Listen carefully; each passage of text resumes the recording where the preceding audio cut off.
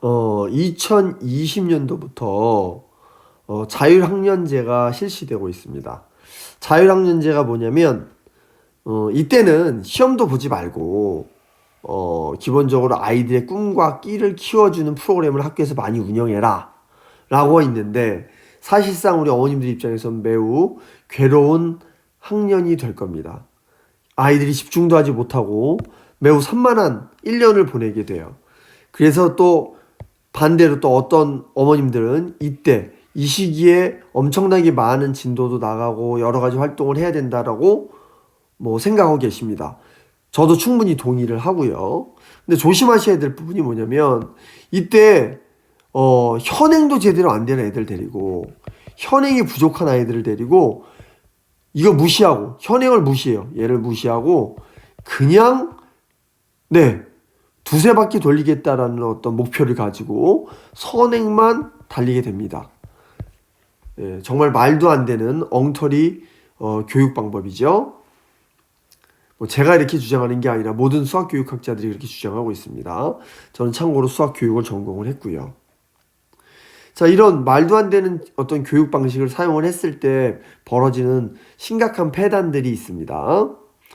일단 요 계열 설명하기 전에 잠깐만 그 폐단 하나만 말씀드리고 가자면, 수능이 30문제, 수학을 기준 30문제인데 흔히 말하는 이 중에는 27문제는 노력해서 맞출 수 있고 3문제는 킬러 문제라 그래서 3문제 정도가 나오게 되고, 완전히 신유형이 등장합니다. 신유형. 아무리 많이 공부해도 요만큼밖에 못 맞아요. 그러면 3문제는 누가 맞추나요? 그렇죠. 기본적으로 사고력, 흔히 말하는, 제가 말하는 사고력의 그릇, 생각의 그릇이 아주 넓은 아이들이 이제 많은 지식들을 채웠을 때, 이 지식이 없다, 여기에 나오는 유형이 아니다 할지라도 복합적으로 기억, 니은, 디귿을 이용을 해서 새로운 니을을 만들어낼 줄 아는 아이들이 이 문제를 맞추게 되는 거죠. 그러니까 뻔한 문제집을 가지고 미리부터 시작해서 두세 번 반복해서 선행을 했어요. 그렇다고 하더라도 어차피 27문제까지입니다. 그죠? 그러니까 이 3문제를 맞추는 데는 부족하다는 뜻인 거죠. 그러려면 어떻게 해야 되겠어요? 이때 어떻게 해야 되겠습니까? 이때는 요걸 맞추기 위해서 우린 이 시기에 그릇을 넓게 키우는 훈련들을 많이 해야 되겠죠? 사고력을 많이 키우는. FX에서는 그런 과정들을 1학년 때 집중적으로 진행을 하게 되고, 이때 현행이 상당히 중요합니다. 극심화라고 부르겠습니다. 극심화. 됐죠? 자, 그러면 한번 설명해 보면, 이 자율학년제 이 기간 동안에 A계열의 클래스, 이건 지우고 가겠습니다. A계열 클래스가 있고, 앞에서 설명했듯이 B계열 클래스가 있고, 인큐 학생들이 있습니다. 인큐 프로그램이 있습니다. 공이 A계열과 B계열은 선행 2번에 내신 1번. 아니, 내신은 왜 하나요? 시험도 안 보는데.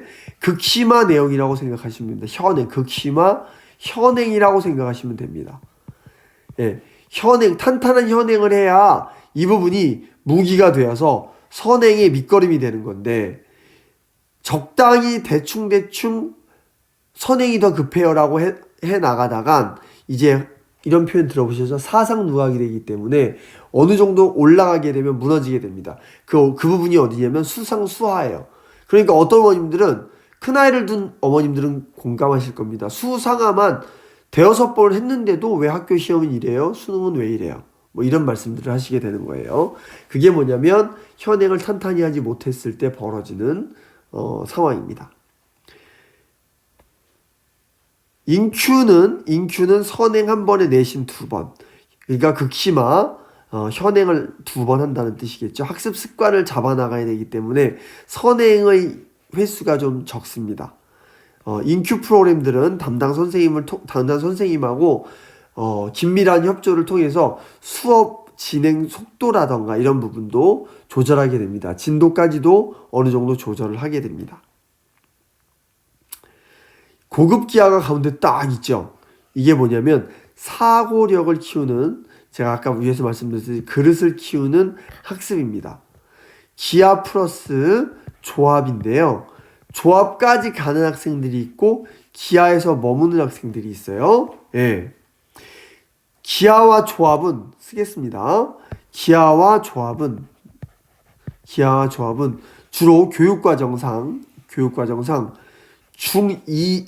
중학교 2학년 2학기에서 다루게 됩니다. 2학년 2학기. 그리고 수하에서 다루게 됩니다. 그리고 확통에서 다루게 되고요. 그리고 고등학교의 기하 벡터라고 하던 게 기하로 바뀌었습니다. 기하. 이렇게 이 부분에서 다루게 됩니다. 예. 3학년 2학기 때도 다루게 되겠네요. 근데 이 부분을 조금 몰입해서 집중적으로 시간이 많을 때 자율학년제 이때 집중적으로 수업을 진행을 하게 됩니다. 다른 학원과는 가장 큰 차별성이 있습니다. 다른 학원들은 일단 무조건 진도를 달리게 되는데 진도는 2번, 3번 달린다고 해서 한 번 제대로 달린 학생을 보다 더 잘한다고 할 수가 없습니다. 더 잘하기보다 오히려 더 어떤 심각한 문제점이 발생할 수 있습니다. 살짝 그 부분을 좀 언급하고 가겠습니다. 그러면 무슨 말이냐면 이런 겁니다. 대학생, 성인이 아니기 때문에 이런 식으로 빠르게 2번 하겠어요 라고 하는 어떤 그런 경우에 어떤 문제점이 발생을 하냐면 쉽게 원리만 한번 나가고 심화 어려운 것 이런 식으로 단계적으로 나가겠다는 거거든요. 이렇게 단계적으로. 그래서 여러 번 보겠다는 건데 이게 이상적인 것 같지만 절대 그렇지 않고 그렇지 않기 때문에 이런 수학 교육 방식은 존재하지 않기 때문에 우리나라 교육 방식, 전 세계 교육 방식도 이런 방식으로 가고 있는 커리큘럼은 존재하지 않습니다. 수학적으로 옳지 않다는 뜻인 거예요. 바람직하지 않다는 뜻입니다.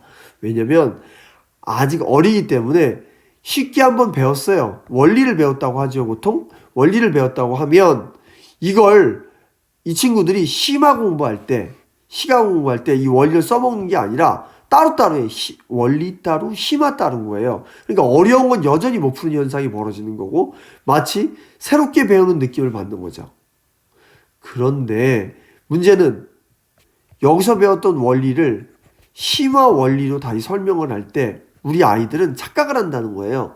난 이걸 알고 있기 때문에 이 부분 듣다가 보니까 용어를 잘 알겠거든요. 그러니까 마치 안다고 하고 얼렁뚱땅 넘어가게 되는 현상이 벌어지고 그럼 이 심화 설명을 선생님이 열심히 해주시는데 이걸 그냥 자연스럽게 한 귀로 듣고 한 귀로 흘려버리게 되는 현상들이 벌어집니다.